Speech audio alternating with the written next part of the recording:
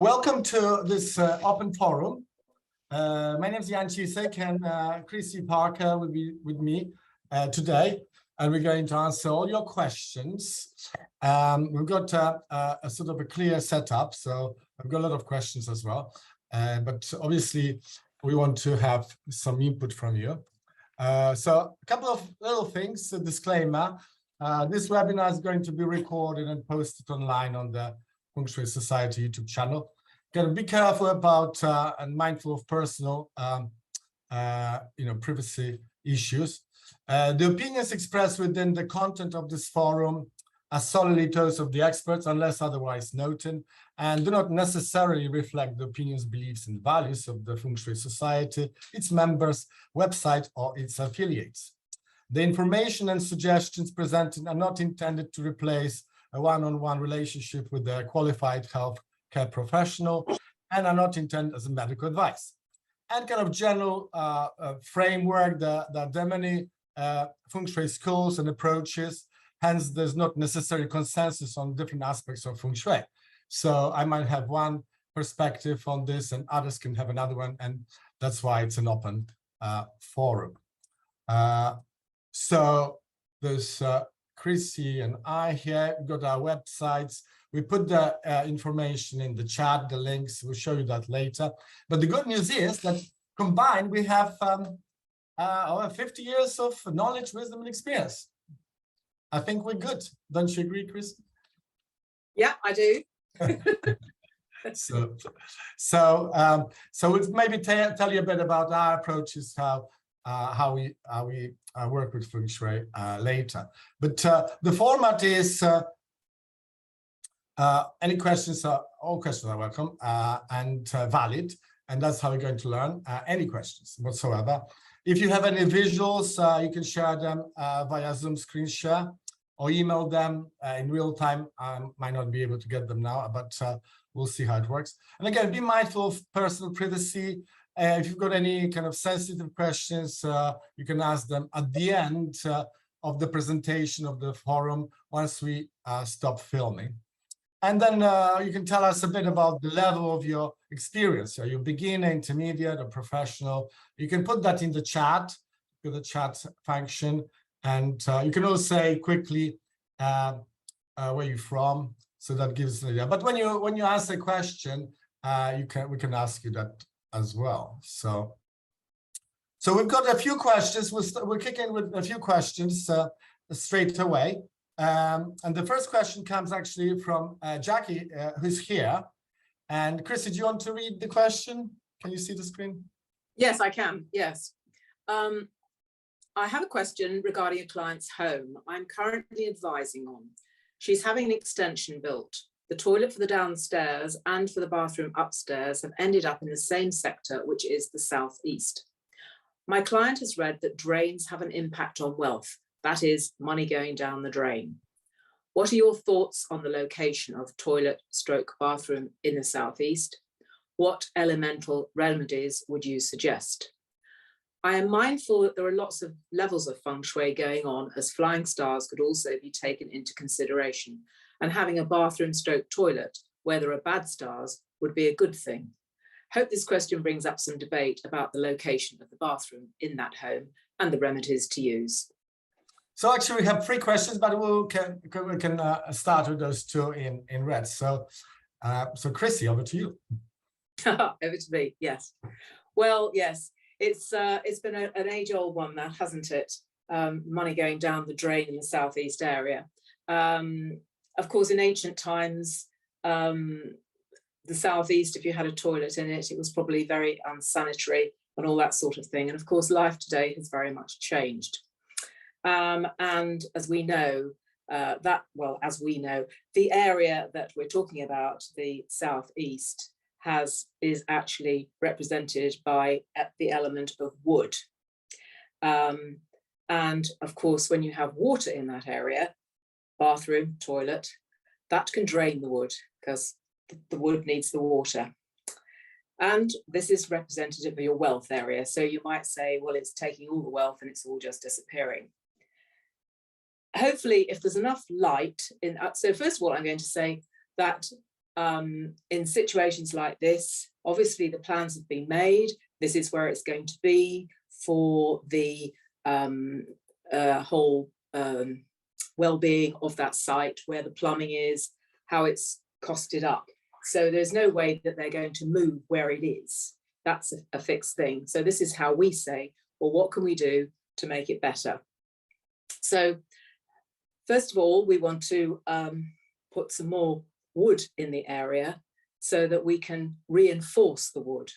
So when the thing is finished, if you've got some light in there, one of my first recommendations would be that you'd try and see if you can get some sort of plant in a pot that grows in that area. Shall I go through everything, Jan, that I think of, or do you want to? Well, maybe just because this is recorded and other people might be watching it later, and they might not have the level of understanding that we have. So maybe just kind of explain briefly about the Southeast, why is kind of represented in Feng Shui for wealth, and also maybe I've got the 5 elements, briefly about the 5 element theory, so people have a kind of general understanding of what we're talking about. Okay, right.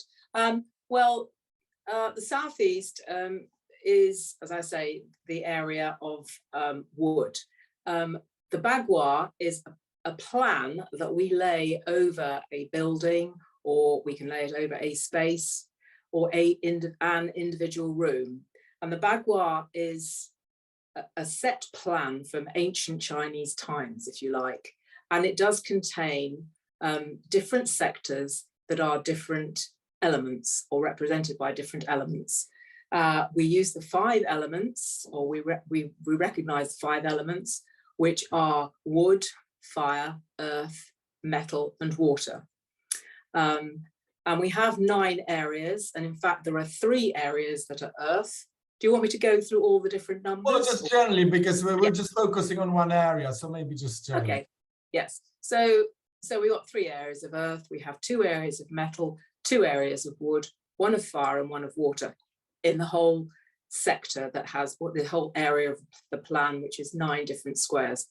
Now, the wood in the Southeast area, if people know about the elements and what happens is, well, obviously a wood or a tree needs water to feed it. And then if you've got wood goes to the fire because the fire needs wood. Fire goes to the earth, that's the ash, and earth goes to metal, and then metal goes to water. This is the cycle that they go in. So when we've got an area like the Southeast, wood, and we are putting too much water in that area in the form of plumbing, then we're saying that the wood is being weakened, and so we need to strengthen it. And that's why we strengthen it with lots more wood. And so we might think of all sorts of different symbolism, as well as something like a plant. We might think of things like tall shapes, the colors of green. We can have images of trees and things like that. These are all the things that we would put in that area, in those rooms, to our own taste. And then obviously we're thinking of how we're going to stop the water. Obviously the wood is taking the water. And then what we also recommend is that we use some earth, which will plug the draining effect as well. And in that we will use things like crystals or stones. There are various crystals that can be used, a complete assortment. I would say some of the best is clear quartz or rose quartz. So those are the sort of elements that you can use and put in that area to help stop, sort of reinforce the lack of money, if you like. It's obviously not going to be an area where you put sort of lots of artwork, I would doubt, unless you've got a huge bathroom or a huge toilet. There are always the other sensible things that people talk about, like keeping the toilet seat down, keeping the doors closed. To me, those are just things that I would say aesthetically are pleasing, and you know, no one wants to walk to the end of a corridor in a house and see the toilet straight ahead of you and the toilet seat up. It's just not very attractive. So it's just one of those things for me as well. And I think this is where that if you like, that thing comes from, that people say that you should do it. So those are my sort of main suggestions that I would suggest. I don't know if I've described it well enough if people don't understand about the whole elements and 9-star key, or sorry, not the 9-star key, the Bagua. But I don't know whether you want to add something, Jan, to that. Sure. So we'll have another question, and we'll show the Bagua. So for people who haven't seen it before, yeah, I've got different ways. So there's another question after that, slightly related to this. But I have a slightly different view. Obviously, historically, as you said, you know, toilets, the sanitation wasn't very good anyway. You know, it doesn't matter whether it was China anywhere. So the germs and everything, and that's where this kind of idea of money going down the drain, because somebody got sick because of the bacteria or germs, whatever, that will affect their prosperity, especially if they're kind of, you know, breadwinners or whatever. So that's how it all started from there. And obviously, we have good sanitation. Most places on this planet have good sanitation, especially in the West. So that sort of idea, the money going down the drain, unless you actually physically flashing banknotes or coins, it doesn't make any sense to me.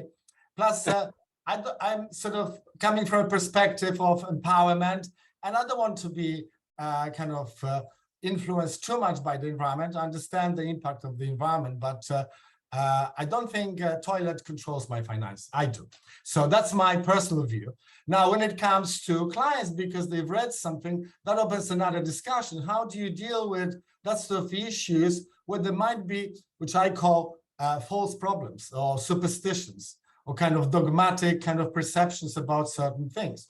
And that's, I think, a valid question for the consultants, because we have to deal with that on a daily basis. You know, how do you kind of undo and explain in a context what's been passed on for generations? So I don't have a problem with placing toilet anywhere. I mean, traditionally, obviously, especially in Vastu Shastra, in the Indian version of Feng Shui, the northeast part of the house is not the best place because it's the coldest. So there will be more damp and the more be problematic. But if you've got good heating, and most places have that, it's not a problem. Plus, you know, you have to put your toilet somewhere. And, you know, whether it's the wealth cord, a relationship, or career, it will kind of create that sort of, I would call it illusion that might affect you. But obviously nowadays we have good kind of technologies to have nice bathrooms. So that aspect is not a problem anymore. So I wouldn't say that the toilet will drain any of these issues. Having said that, this, when it comes from the 5 elements theory, we could suggest certain things. So, you know, so you've described very nicely the kind of supportive cycle. So you strengthen the wood element, you know, but we also have controlling cycles. So the earth, there's a lot of water in the bathroom. So the earth controls water. And what's earth?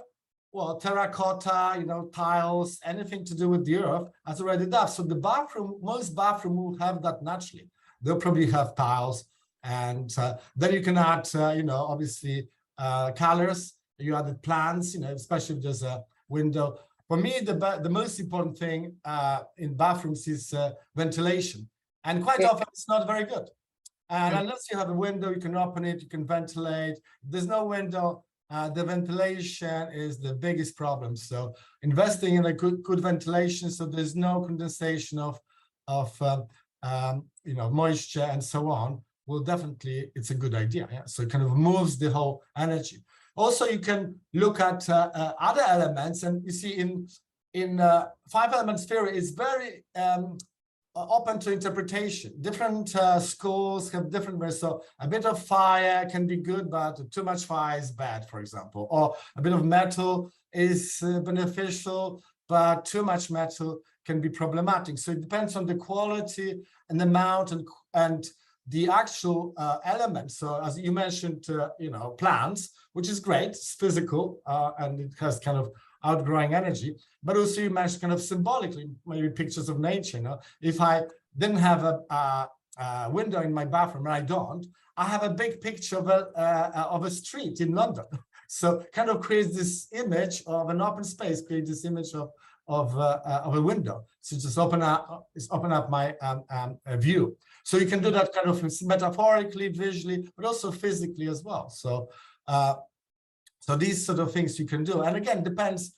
We don't have enough information, how it's laid out and so on, what's there. But these are kind of general elements that you can definitely try. And I think later we can definitely debate on the position of the bathroom and what else can you do in the bathroom, because for some reason bathrooms have a bad reputation in Feng Shui. I don't find them problematic. Actually, I like designing them, and you can design amazing bathrooms now. And obviously there's a few considerations you mentioned, coming in, seeing the toilet and so on. So you can obviously position, if you're building it, or position so that I don't see the toilet, just for privacy and kind of aesthetics. It's just common sense. A lot of Feng Shui is basic common sense, good design, good kind of architectural practices. So I don't know whether Jackie's here, whether we kind of answered your question. I've got a couple more points, actually. One of the things I just wanted to say, just interrupts, sorry there, is, of course, today there are so many, it's become a big thing when things are being built, that almost every house has got about 5 toilets in it. You think of those modern buildings today, there's toilets all over the place. Hey, are they all losing their money? But the other thing I would say is when someone's, and Jackie's probably addressed this already, but whenever people are putting on a renovation or anything like that, I always, myself, I would always recommend a client to actually address the guardian or the diva of the house and talk about what's happening, because it might be that you're going to knock a bit of a wall down and you're going to do this. And I think actually sort of honouring the house and the building that it is and what you're going to do to it is a very good thing, and it may well assist the future extension build going extremely well. So that's just my little take on it. Okay.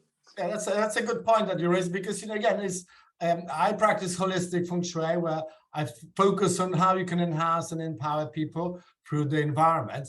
And again, it's like so Southeast is considered a wealth area of the property, but there are other ways. Is the next question. I'll show other ways of looking at that wealth area.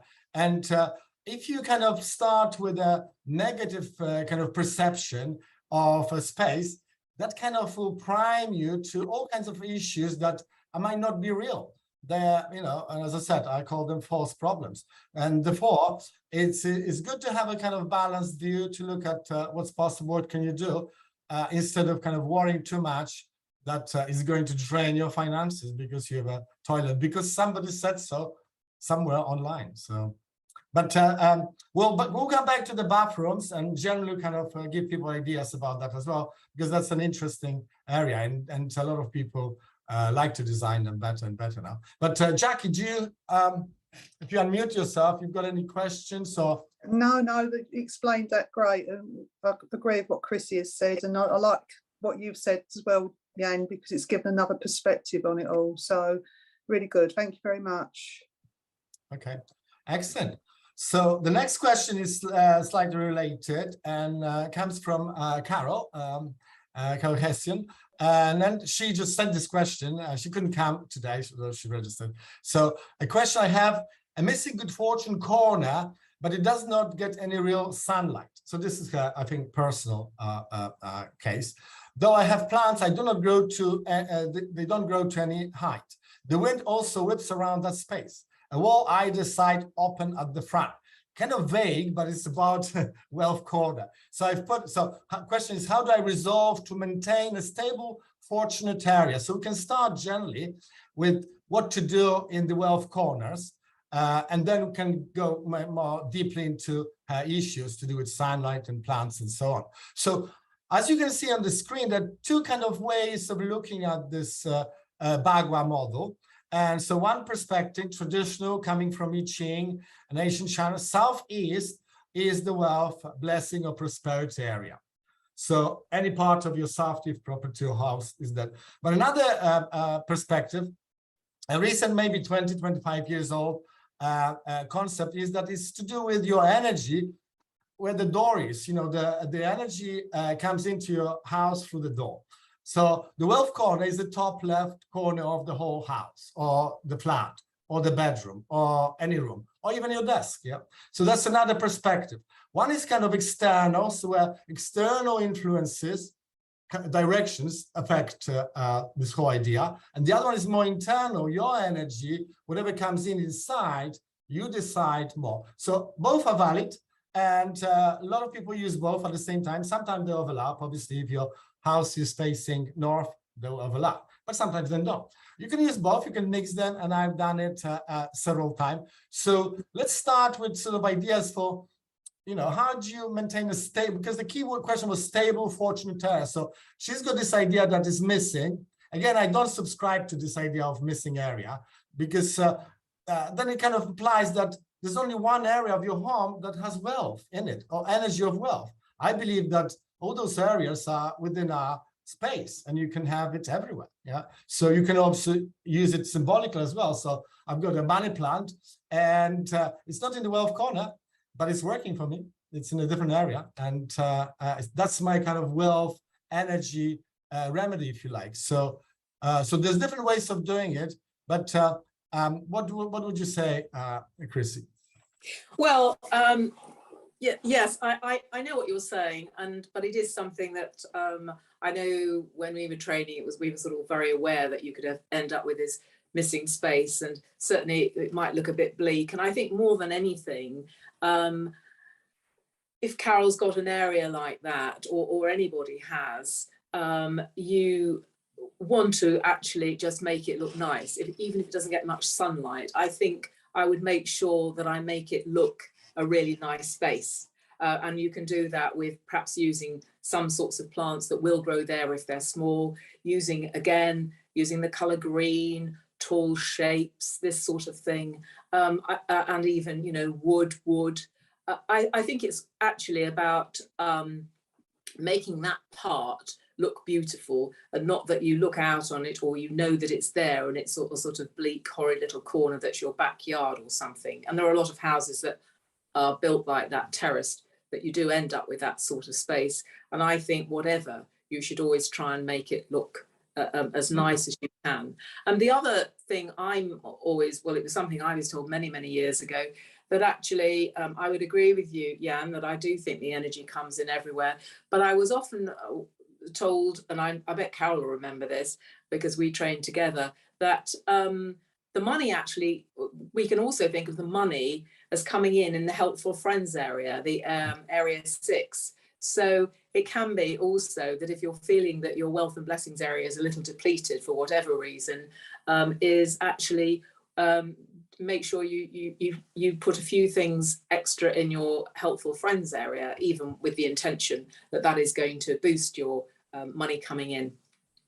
I don't know whether you want me to go through the sorts of things. Well, no, that's quite useful, because we can go deeper, because obviously you can do something in that area. You can, if you believe in that is missing, you can correct it with mirrors, with things outside, if it's possible, with light. There are lots of different remedies for any area, but some of them kind of universal. You know, like, as you said, beautiful things, make it interesting, vibrant, yeah. But also, and for her, a keyword was stable. She wanted some kind of stability.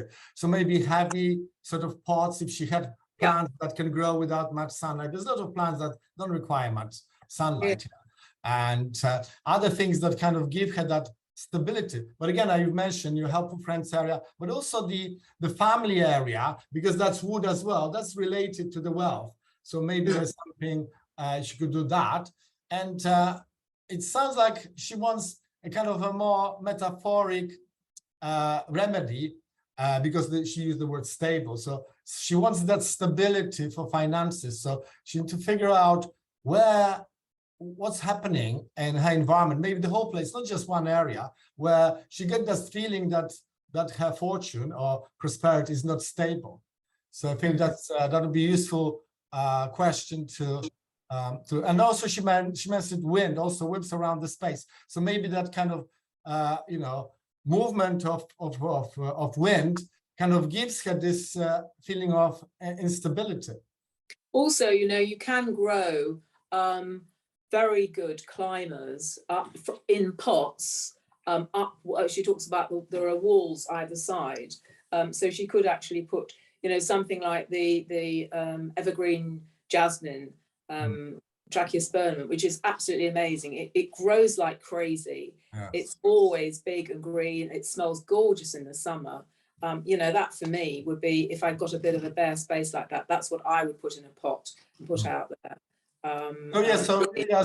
So that general, for anybody, general kind of remedies that kind of suggest prosperity, growth, stability, but also personal things. You know, people who have personal perception of their wealth and you know, prosperity, and they can use those symbols as well.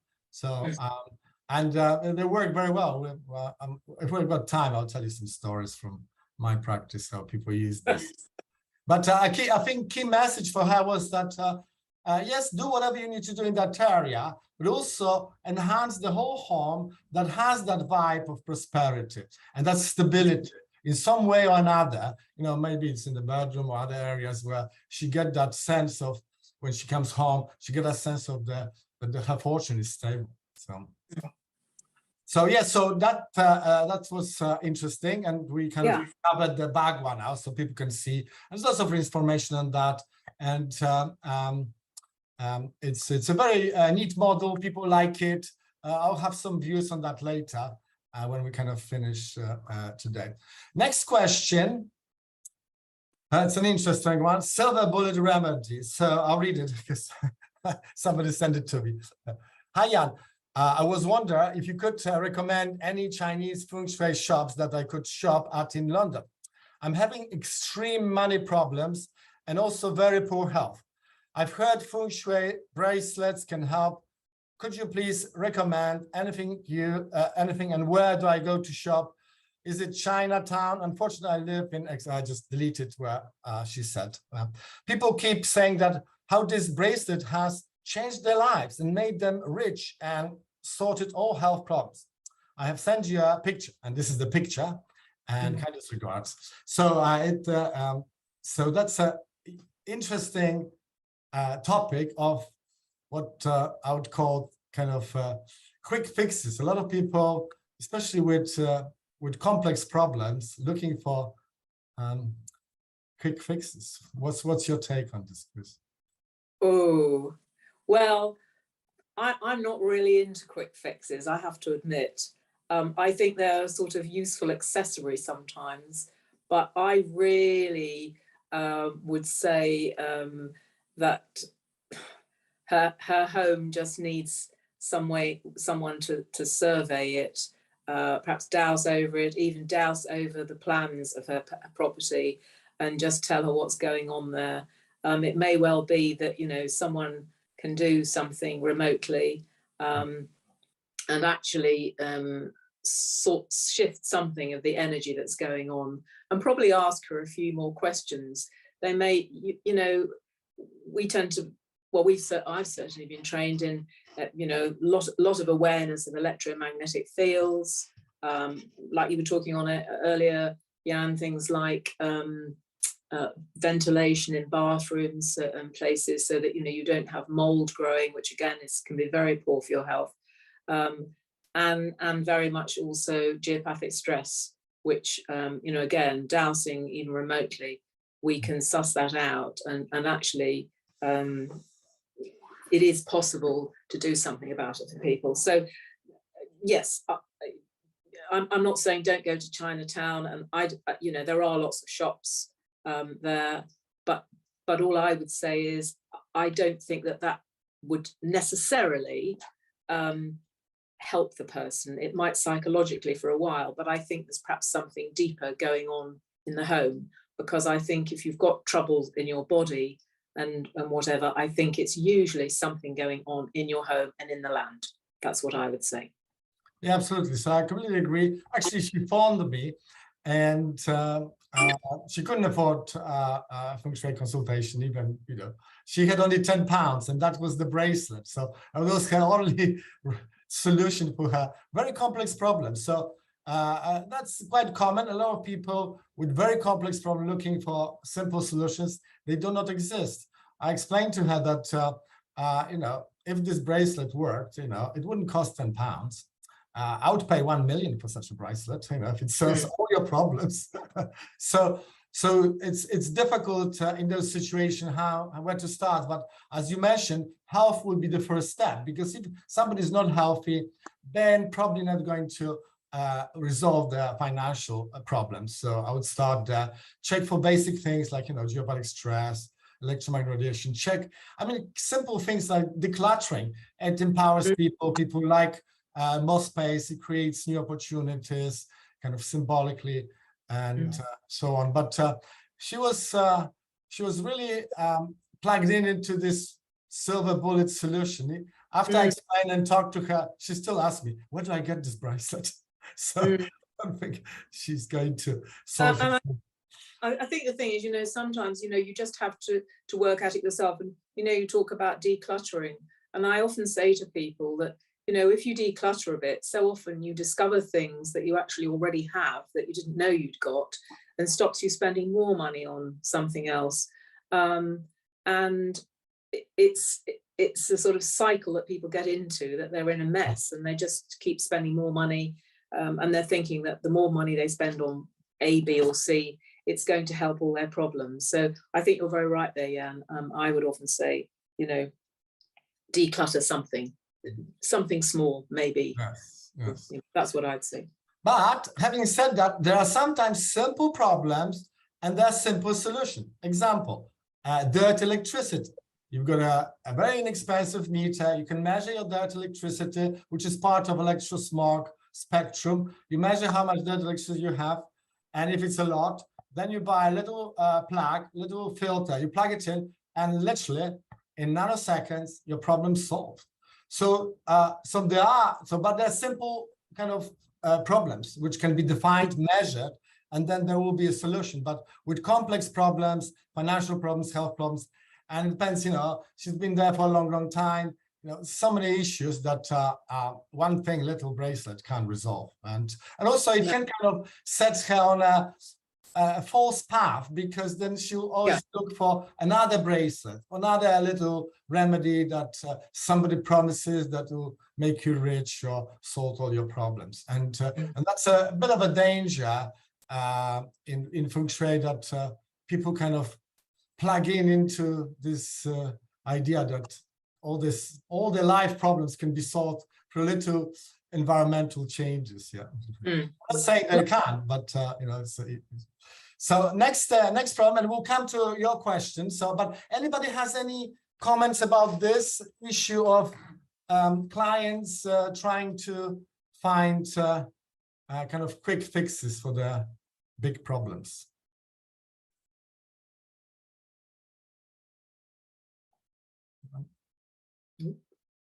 Okay, so problem sleeping, another question. Since I've moved to this flat, I have problems with sleeping.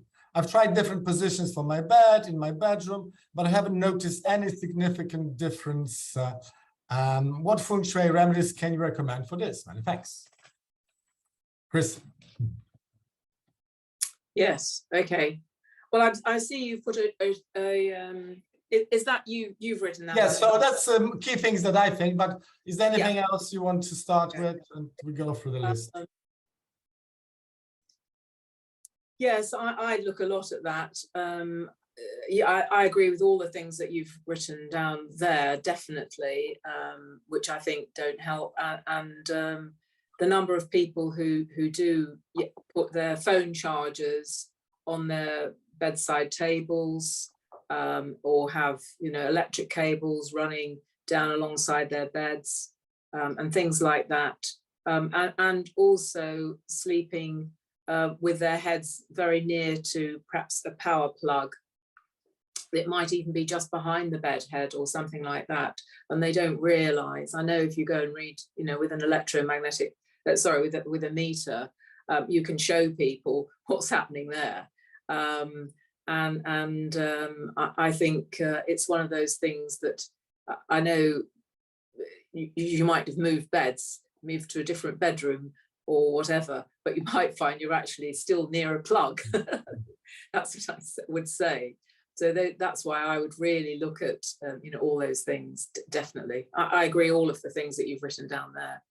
So just for people, geopathic stress in general terms is kind of disturbed or not very harmonious energy coming from the air. Sometimes geopathic stress can be neutral, but most of the time it can cause, not cause, but contribute to health issues. And there's a lot of research on that and studies. So you need somebody who can dowse, if your Feng Shui consultant has those skills, you can ask them to do that. Most consultants do that, not all. So that's the first step, because you want to sleep in a safe place. Then obviously all the issues of electrosmog, dead electricity and so on, Wi-Fi need to be addressed. And there's tons and tons of research about that. I know 30,000 papers on the dangers of electromagnetic radiation. I've got probably 5,000, so you can find them on my website. So that's it's very well researched study. And obviously, for example, Wi-Fi, most people don't switch off their Wi-Fi. They're not using the internet at night. You can set it up in your settings. It goes off at 11 o'clock whenever you go to sleep and comes on again in the morning. I like to do it physically. It's my meditation. I switch it off every night, and in the morning I switch it on. But you can do, there's lots of plugs and you can set it up so it's automatic, so you don't have to think about it.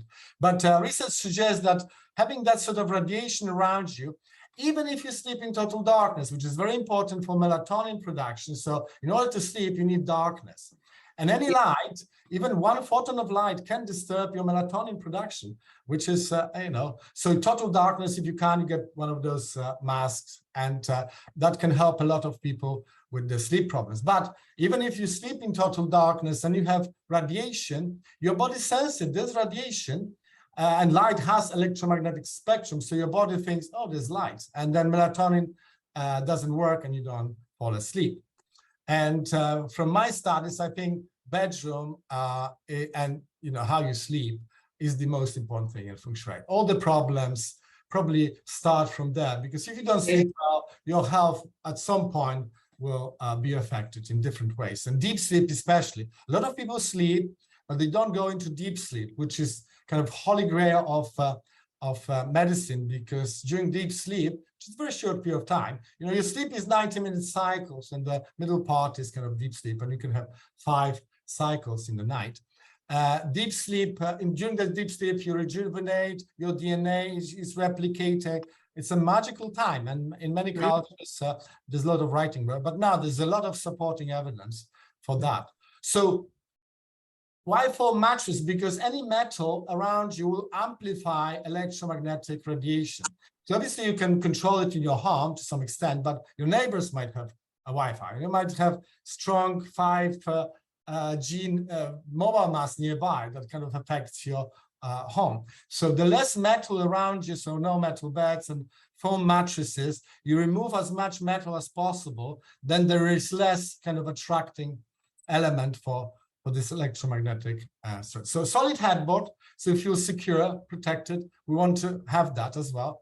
And then bed in the power position if possible, quite often it's possible. So you have support of the wall, you can see the door across, so you're not sleeping with the door behind you. But even if you have that sort of situation, you can put some things reflecting the door behind you. And then direction. So obviously in Feng Shui, we're quite interested in how direction affects us in different ways.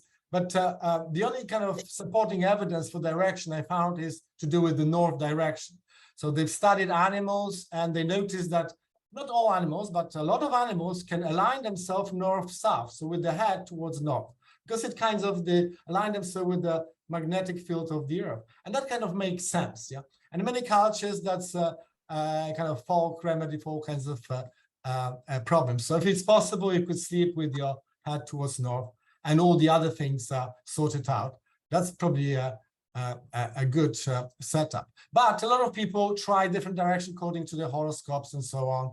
And quite often it's not practical because, you know, you've got a square or rectangular bedroom and suddenly you have to adjust your bed according to certain directions and it won't work. Yeah. So that's an issue. So just to summarize, definitely electrosmog, I'll deal with that. You know, switch off your mobile phone. You're not going to use it. You know, you can always have the set it up in a way that, you know, you're not disturbed, and then check geopathic stress and do something. But also, you know, you're going to sleep, and the whole atmosphere around the sleep is important. You know, how you kind of relax, you know, whether you have a bath before. Obviously, we didn't mention all kinds of things. There's lots of things, you know, environmentally. Temperature, slightly cooler bedroom is better than hotter, although some people like it. Air quality, you know, whether you open the window, you know, you can have some air cleansing plants, ionizers, and so on. Noise, you know, if you're busy living by the busy street, you know, you get used to the noise probably, but still can affect you. Clutter as well. Clutter, yes. And not having work things in your bedroom, because they, again, are something that obviously your brain is not switching off if you've got things related to your work.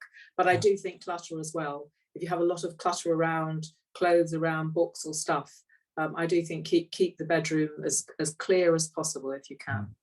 Yeah, absolutely. And also kind of nice personal things. So when I wake up, I see two big posters, which I love, and they make me happy. And I've had them for ages, and they still work. Sometimes you get used to the art and the kind of artwork, but these have this nice kind of images. And so I see them when I go to sleep, but also when I wake up, I see these big posters of things that I like. So that makes me happy and kind of relaxed. So, right. Any other questions? So this is the questions we were sent. We can talk about the bedrooms that we've started earlier.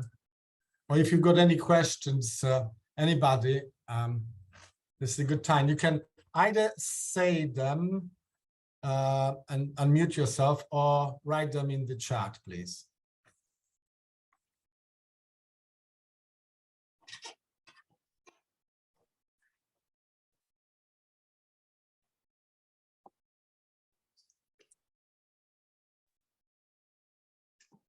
Can I add just another thought about bedrooms? Sure. Air quality, you touched on that, Jan. But I know for some people an air filter is very useful. So an air purifier, because some people are intolerant to what's coming out of the fabric of the building in new places. And then on another level, what's known as predecessor chi. So sometimes the energy of the people who lived there before is still in that space. So very good point. Yeah. So yeah, that's another thing I would think about doing some kind of space clearing in there to clear out any old energy left behind by the people that came before. Clear out their stresses out of the fabric of the room, and then put your own good stuff in. Absolutely, that's a good point, especially you know, if you move into a new place, but also if you've got some kind of warring stuff, you want to clear that as well. That's you know, can create some kind of atmosphere in your bedroom, you know. So you could do that for your sort of problems, you know, if you worry about something. Have concerns. So that's a useful kind of reminder to, from time to time, do some space clearing. And obviously, if you've got an air purifier, and I've got actually a Dyson one, so it kind of moves the air gently, and it's on automatic, so it detects if there's any kind of extra pollution, if you like, and it kind of works harder. So I don't have to think about it. So I outsource this bit to technology, and I have actually two ionizers, you know, so I like that kind of nice fresh air when I go to sleep. So very good. Yes, a good reminder, because Feng Shui means wind, water, and those two elements are still very, very important nowadays. They were important in the old days, so water for survival, air as well. But the quality of water, of air nowadays in cities is not very good. So I live in London, and unfortunately, bad news for people who live in London. 25 people today will die from air pollution, just air pollution, 10,000 a year, and that's very well researched. So. Air cleansing plants, air purifiers, making sure that you're aware of that, and definitely it's a good investment into your health, yeah.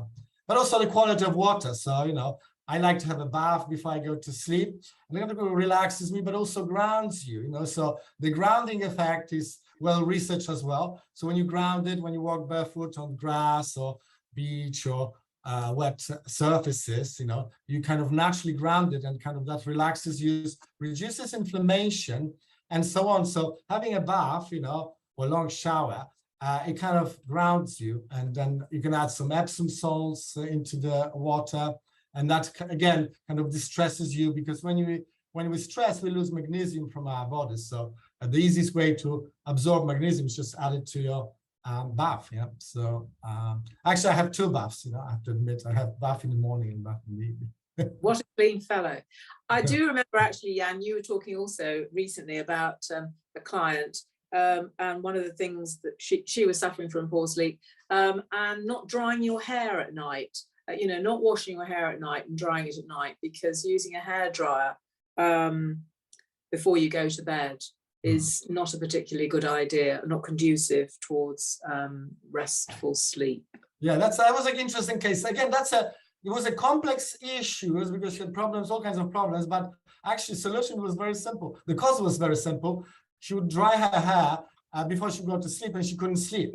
And she didn't register that actually that was causing all the issues. So she just basically changed her habit, and the problem disappeared literally overnight.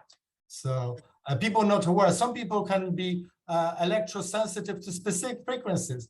As an example, I had a client, and he was hyper electrosensitive to Bluetooth. So he noticed that we tried different things, we measured everything, and nothing happened. Then we switched off the Bluetooth, and he felt better immediately. So other frequencies, he was okay, but actually Bluetooth, for some reason, was the only case I had. Bluetooth, for whatever reason, wasn't very good for him. So he had to be very careful when he was in the office, he had to be kind of stay away from people who had, mobile phones on Bluetooth and so on. So, we're sort of doing kind of a detective work. So looking at everything, excluding all the possible causes until we find the actual cause or causes. And then once you have that, then it's very easy to find solutions. Yeah, but obviously there's a lot of aspects, kind of lifestyle aspects, what time people go to sleep. So, but we're focusing on the Feng Shui aspect, environmental aspect, so we can cover that. But there's lots of advice online about different, and sleep is a big subject. There are conferences almost, every month on sleep. It's a big problem nowadays, but mainly now to do, I would say maybe 60%, maybe 70% of the problems are due to electromagnetic radiation, people being on the mobile phones, blue light, all kinds of things that they do before they go to sleep. Yeah. So I would agree. Right. So let's go back to that question that Jackie had about the bathrooms, the kind of general question about the location for the bathroom, and what sort of things to do. Do you have any general suggestion, Chrissie?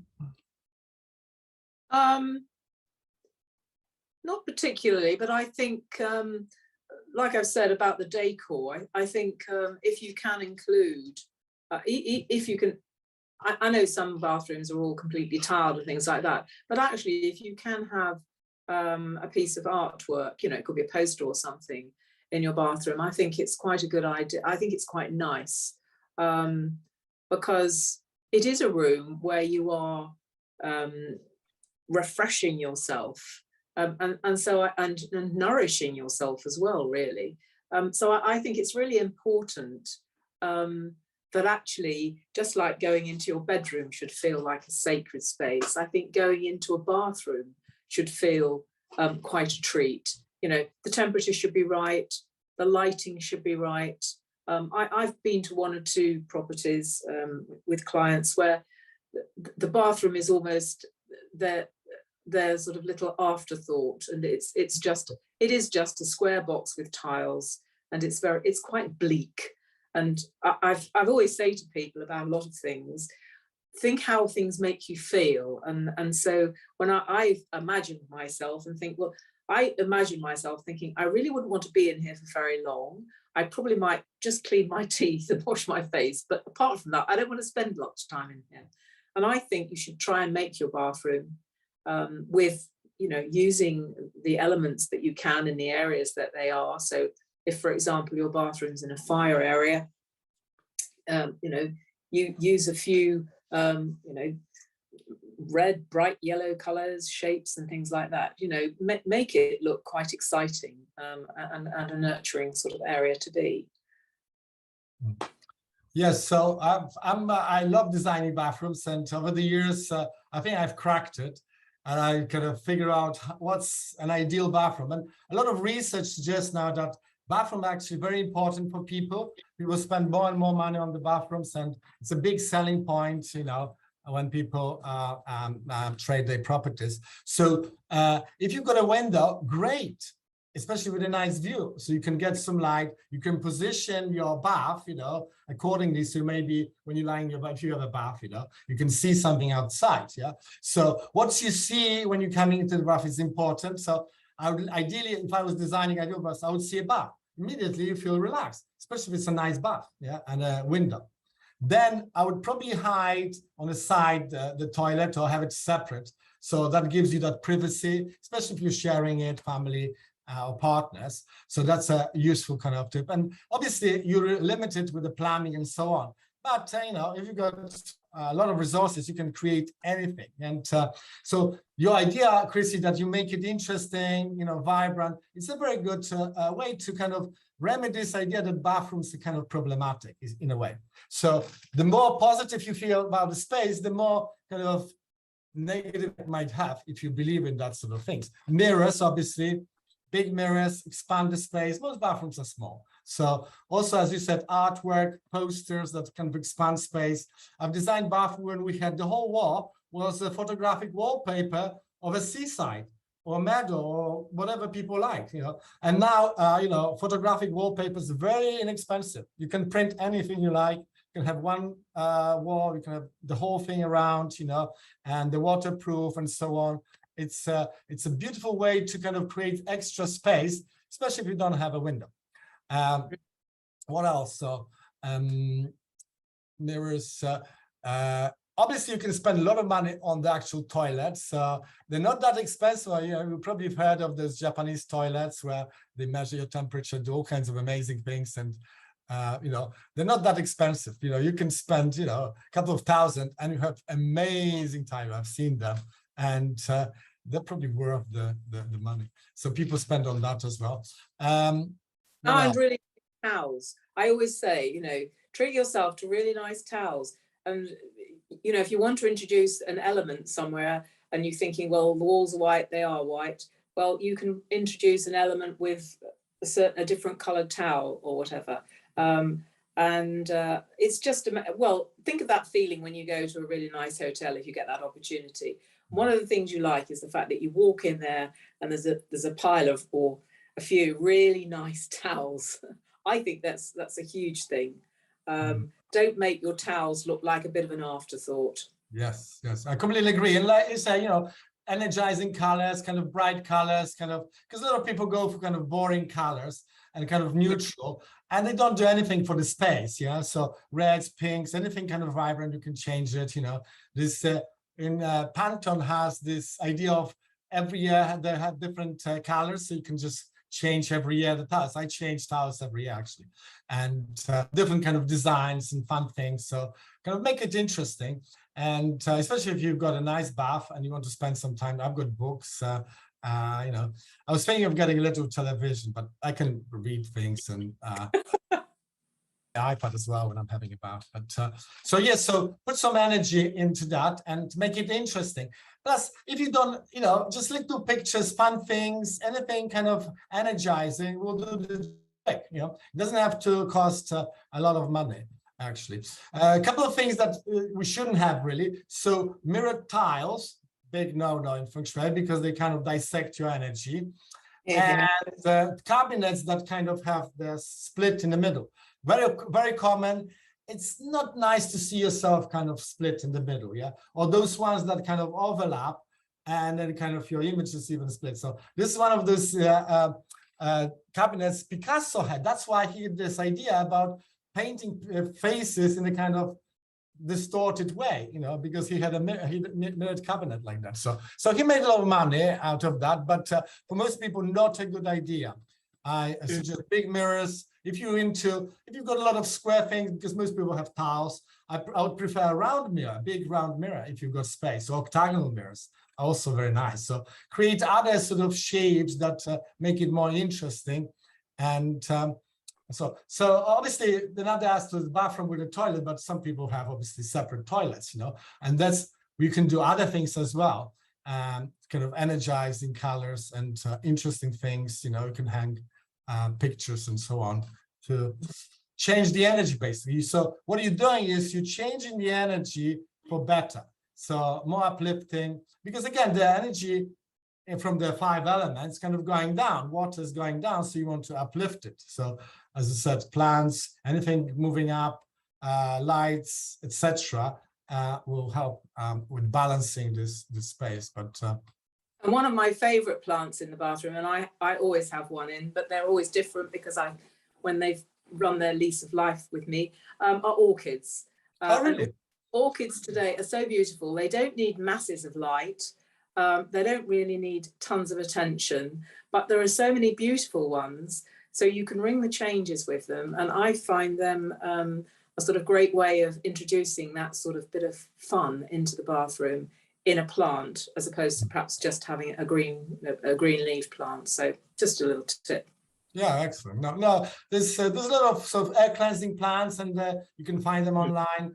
Like famous, you know, peace lily or spider plant. You know, some require some light. Yeah, so if you don't have much light, that might be a problem. But you can always change them, and you know, so yeah, right. So, but in terms of the placement, I as I said earlier, I don't have a problem. You know, whatever is appropriate, whatever is needed, and I wouldn't sort of buy into this idea that it kind of damages your bagua in some way. I don't buy into that. Personally, I don't believe that. So, and I haven't found evidence because I've been to places where people have toilets, not really nice actually, and bathrooms in the wealth corner, and they had a lot of money. So, and they didn't know. So there are obviously other balancing elements in the environment and so on, but it's, you need to be a bit careful when you buy into certain ideas that are kind of opinions, really. You know, we mentioned earlier, you know, a disclaimer that these are our opinions. Obviously, there's some research into certain aspects, and we can quote that. But most of the Feng Shui is people's perceptions about how environments affect them. Yeah. I did see something on the chat, Jan. There, someone put something about what does space clear mean? Oh yes. Okay, go ahead. So I didn't know whether someone was just like me to just explain briefly if they don't know what space clearing is. It's really a ceremony, if you like. One can make it quite elaborate. I might do if I was doing a property, but it's where we burn something like North American sage, where we're trying to remove the negative energy. We go around the walls of a room, we get it well ventilated. Certainly if we're going around a house, we well ventilate everywhere. So I'm just doing a brief description of it. And then we make loud noises. It might be with bells or banging cymbals or something like that. And then so this is basically that you're sort of removing the negative energy, then you're removing, then you're getting all the sounds that will go into every corner of the place to transform it. And then you finally calm the energy down, bring it right back down to earth, set all your intentions in it. So you may use different sorts of sprays or something like that, or harmony bells. And you just go around doing that.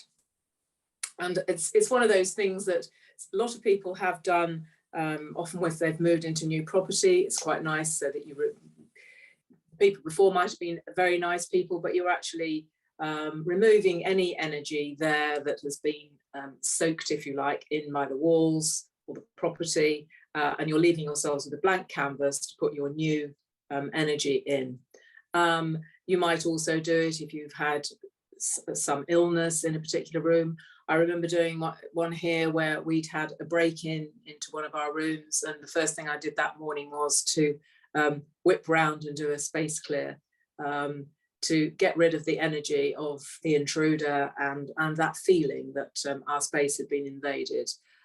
You can do it for all sorts of things, you know, unpleasant things happening, disputes, and you know, if you've been somewhere where people have been having terrible arguments and things like that, always good to have a space clearing. Space clearing is a wonderful thing to do, basically renewing the energy and putting clear energy in. So that's a very, you know, very brief description of it. Yeah, I absolutely agree. So yeah, it's one of the top remedies, if you like, in Feng Shui, because it's very easy to do. You don't have to have much money to do it. You can use all kinds of things. So like, you know, you can use those 5 elements like you mentioned. So you can use sprays, that's water. Some people use holy water.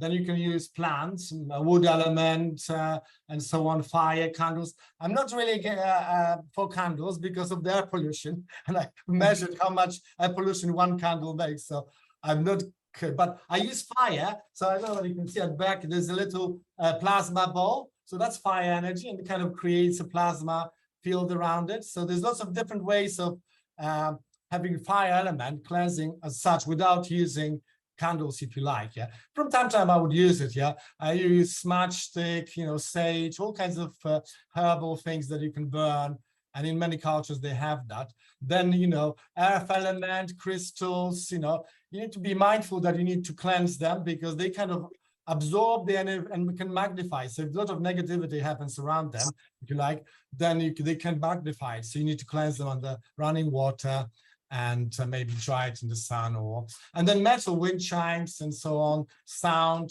things like that can cleanse the space. Yeah, and it's very simple. So not only just clearing anything that you don't want, but also enhancing things. Yeah, you're starting a new project. You might feel, I just clear my office just because we're starting a new project. Yeah.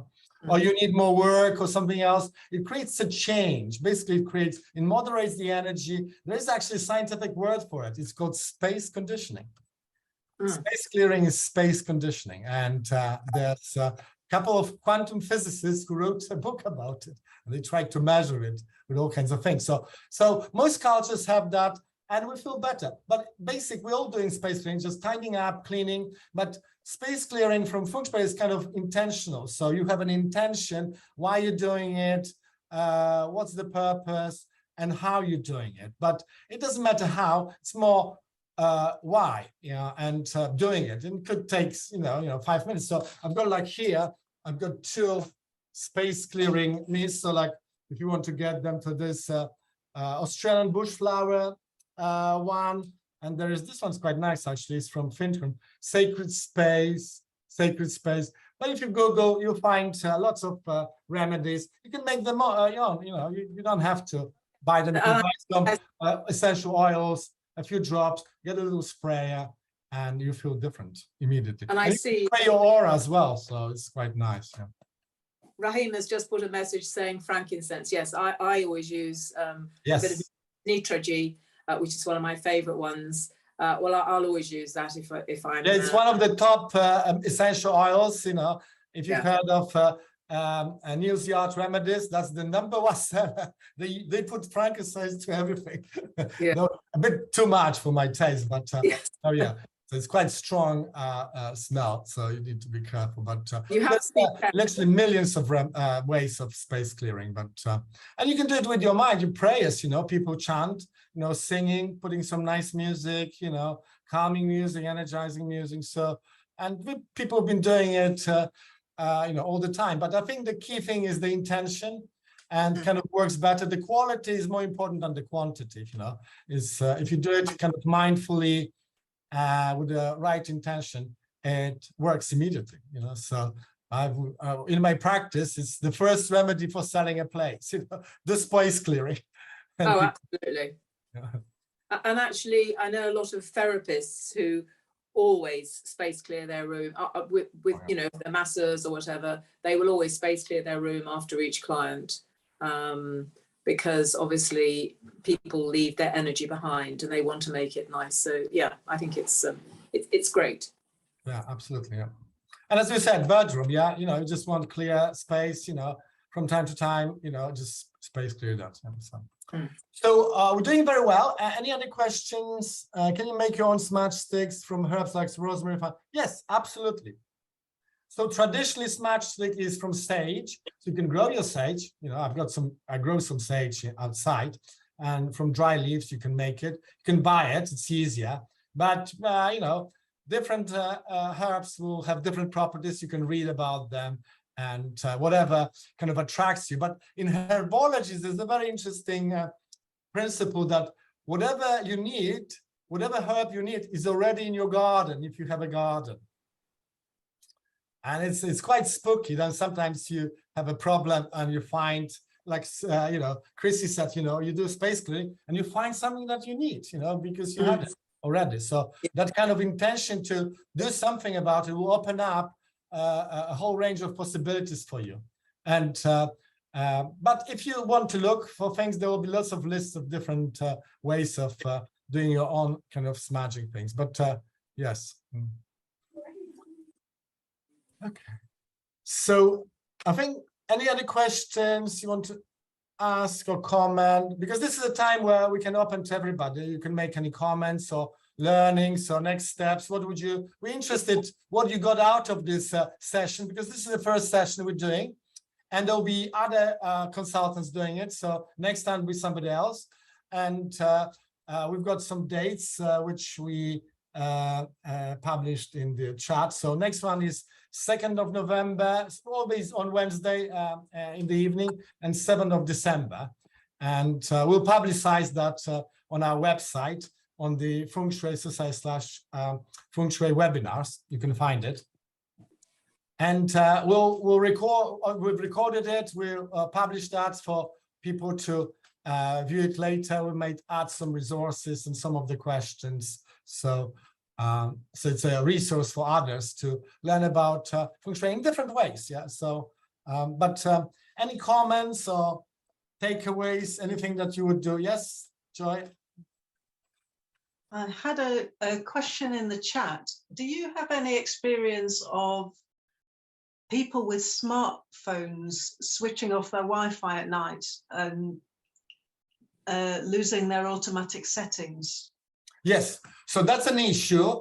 So yes, when you, because some people actually have something called demand switches, where they cut out a lot of electricity to have optimal environment for sleeping. And some, if not set it up properly, can cut out certain electrical devices, and then you have to set it up. So yeah, that's an issue, but can be resolved. You just need to talk to your electrical engineer or whoever set it up to make sure that that's not the case. Yeah, but from my perspective, your bedroom is the most important part. I wouldn't worry too much about other rooms. So if you create kind of, and as Chrissie says, you can get very inexpensive gadgets to measure electromagnetic radiation. They cost about £100. There's one called Trimeter. It's very easy to get on Amazon, and it will measure electric, magnetic, and radio frequencies. Not high radio frequencies like 5G networks and so on, but just general one. It gives you a good idea about what's happening.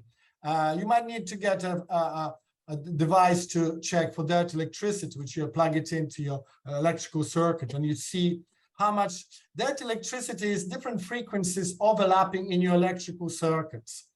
The more gadgets you have, the more transformers you have, the more dirty electricity.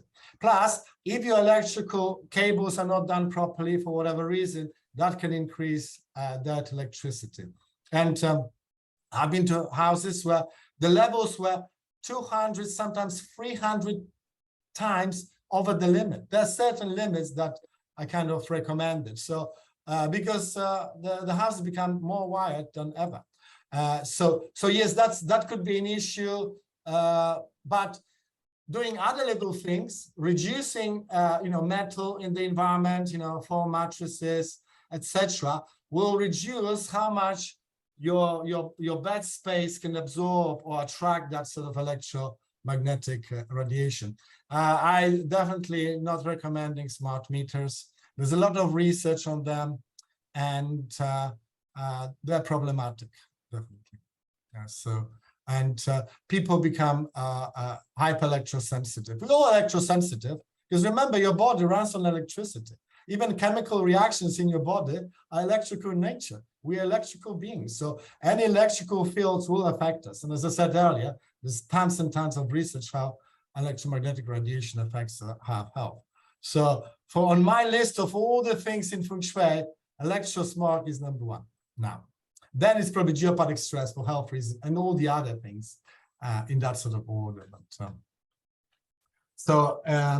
Is it better to have your laptops and computers tethered rather than depending upon the Wi-Fi? Yes. BT engineering told us that tethering devices are more reliable anyway.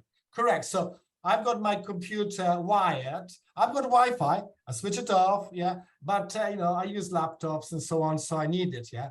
But sometimes I switch it off completely and I just use my computer, which is wired to the internet.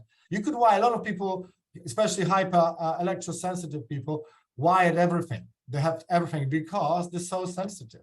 By the way, I mentioned the bath and the bathroom we're talking about. So interesting story. They ask hyper electrosensitive people when they don't have the symptoms. And they all thought, oh, only when we had a bath. When you're having a bath, you're grounded, and therefore all the electrosmog kind of goes through your body. Yeah. So grounding is one of the simple kind of remedies for electrosmog problems. And people can get little mats. You have to do it properly. You have to know what you're doing, measure it, and so on. So don't just buy something and plug it in. You need to kind of measure it, how it works, because each environment will be different. And also your body mass will have different electrical sensitivity. And there's a little test called body voltage. Again, you can buy little testers and you can measure how much electrosmog goes through your body in your bedroom, on your bed, or in your office. So then you have some kind of a measure to know what's going on. So you're not guessing. Now, obviously, your feelings should tell you, but if you're not very well, you're probably not going to be very accurate with your senses. Yeah. So yeah, absolutely. Wire everything. And now it's easy, especially, nowadays most homes have that already. It's expensive, but it's a good idea to avoid Wi-Fi. Yeah. Right. Okay. So we've got 15 minutes left. Any other comments or insights you got from this forum? What would you do next? Any practical? We're interested, obviously, in practical solutions, that inexpensive solution that people can use, and kind of universal, applying to everybody. Yeah. Jan, sorry, there is another question in the chat about whether is it better to have your laptops and computers tethered rather than dependent upon the Wi-Fi, because a BT engineer yes. has told us that. Yeah, so that's why I was answering that question. Yeah, correct. So wire everything as much as possible, especially when you're working in one place and you don't have a laptop, you're not moving around, just plug it from your, now, not all routers have that function where you can just switch off the Wi-Fi anymore. So you need to look at that as well. But most routers will have a plug, you plug in the cable to your computer and it works, yeah. And then you obviously you can switch off. So in my place, I'm quite lucky. I don't have a mobile signal. So everything is sort of on Wi-Fi because of the telephone. Yeah, but I can take my phone calls to my computer. So I actually don't need to use my mobile phone at home. So that's handy. But it's good to have flexibility, obviously. The most important thing, as I said, is the sleep. As long as you don't have too much radiation during night, then probably you'll be fine. Yeah. During the day, it's very difficult to avoid it, especially you go outside and it's everywhere. So, right. So, Chrissie, do you have any comments or last insights about what we've been covering today? I don't think so. Anything extra on what we've talked about. All I would say is my little message would be, it might be winter time, but don't forget that it's still nice to be welcomed when you get home, when you arrive home, or when people come to your home. So if possible, have a nice pot of pansies or something that welcomes you by the side of your door. It'll say hello to you and to your guests. And obviously, if you get back in the dark in the evenings, make sure that you perhaps have a light on somewhere so that your home can welcome you back in the evening, and also your guests. And my last thing is that just remember that everything that you see around your home, outside, inside, has an effect on you. And if something just doesn't feel right or look right, then do something about it. Don't put up with it. Absolutely, I completely agree. So we've got another question. What are your thoughts on shungite, which is supposed to block against certain EMFs? So shungite is a kind of a mineral, or not stone, but a kind of element from the earth. And there's a lot of writing about that. It kind of blocks it. Well, my experience, and I've got a lot of equipment to measure radiation, it doesn't block. It does something, so you might feel different, and maybe it affects your energy, your aura, your body, but it doesn't block it. It's in physics, if you maybe you've missed the physics class, the only way to block electromagnetic radiation is to live in a Faraday cage. There's no other way. There's not, obviously, people now who are electrosensitive, there's a lot of research on that. There's whole societies for that. They have special clothing, but still you have to be completely covered, in this material to block electromagnetic radiation, which is not practical. So try it, see how it works, but I would definitely check it with a little gadget to measure the level of radiation. It's not going to block it. There's no way it can block it. There is something in it. People rave about it, but I think it looks like a gimmick, really. You need to be careful about those little kind of promises where you stick a little stick on your mobile phone and it promises that will stop, radiation. No, you've been warned. All the mobile phone companies put a warning when you're buying mobile phone. Keep it away from your body. That's the first thing. Yeah. So use, speakerphone or some other ways, to distance yourself from. The best advice I can give you: further away from radiation, the better. It's as simple as that. But by all means, try it, see how it works, and report to us next time. We're here. Oh, and one more thing about talking about sleep and stuff that I have an absolute barney about with various people is baby monitors. Baby monitors. They're most precious thing that they have, and they stick a flipping monitor often in the cot, and they've got cameras on them and everything. They really do have very high EMF. Yes. And I really recommend against them tremendously. And especially sometimes because they have a strong transformer, a plug to convert the electricity, and if it's near the cot, the field is quite big. And remember, baby's small, so obviously they need to have it. There's different ways of doing it. There's more and more monitors that are kind of safer, as far as possible from the cot, Yeah. And then babies sleep better, but definitely, that's a big concern. But there's more and more awareness of electromagnetic radiation nowadays, but still people do silly things and then have problems. So my takeaway is I agree with Chrissie that it's winter time. So when you think about homes, and they've done studies, so I'm an environmental psychologist, and environmental psychology is basically like Feng Shui, but with science-based evidence. And they've done studies what makes a home.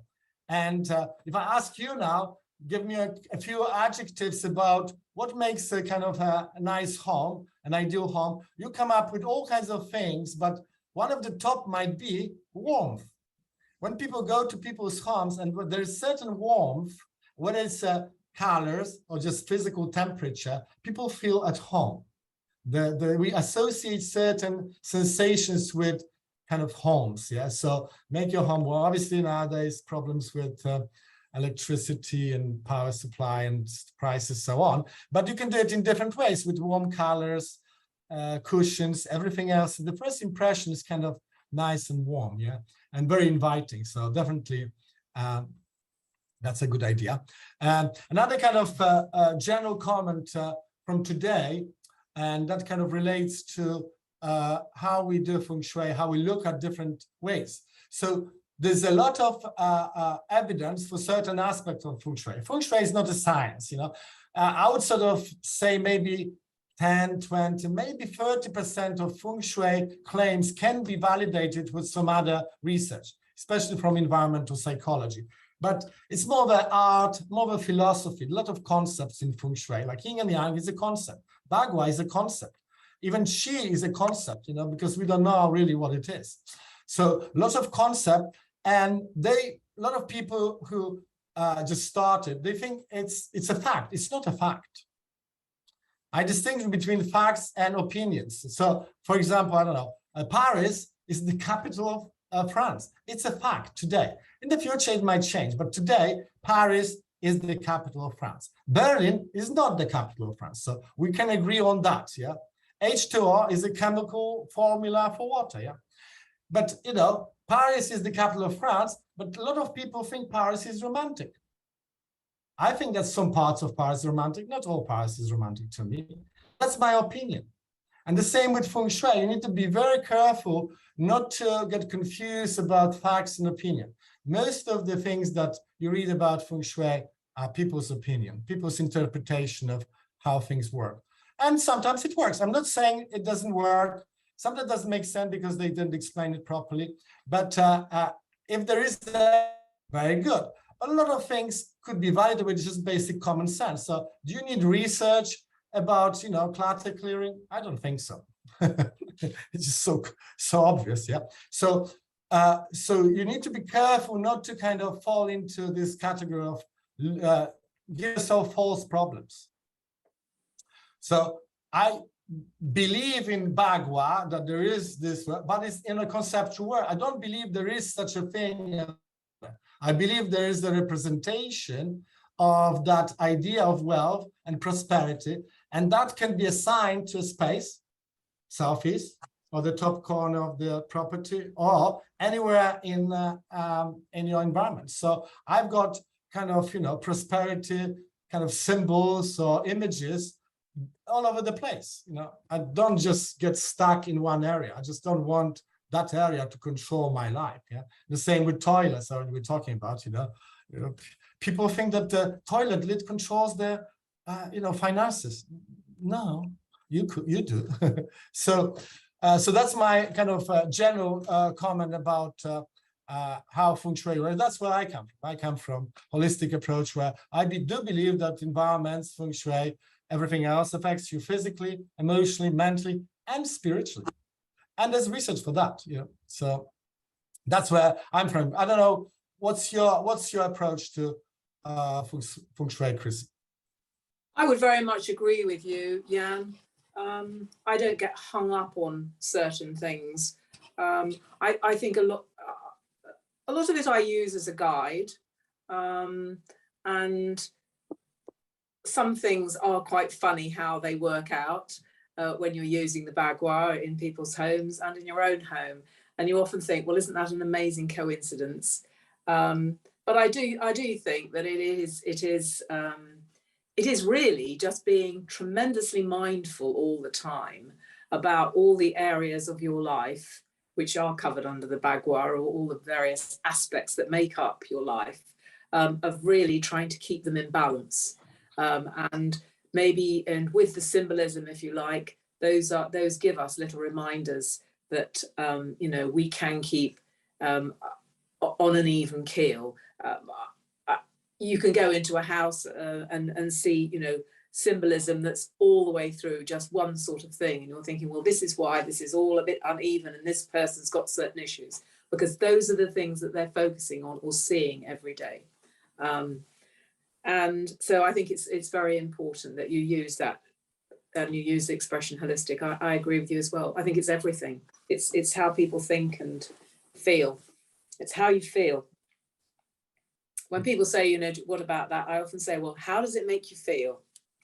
And then, you know, you can look at a piece of art and you'll say, well, how does it make you feel? And they go, oh, I absolutely hate it. And I'm thinking, well, why have you got it on your wall? There we go. So I agree with you.